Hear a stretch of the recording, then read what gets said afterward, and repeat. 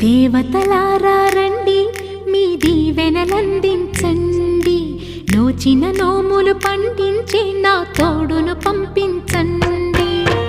కలలో ఇలలో ఏ కన్నెకి ఇలాంటి పతిరాడనిపించే వరుణ్ణే వరముగా ఇవ్వండి. కని విని ఎరుగని వేడుకతో వివాహం జరిపించాలండి. కలలో ఇలలో ఏ కన్నెకి ఇలాంటి పతిరాడనిపించే వరుణ్ణే వరముగా ఇవ్వండి. కని విని ఎరుగని వేడుకతో వివాహం జరిపించాలి.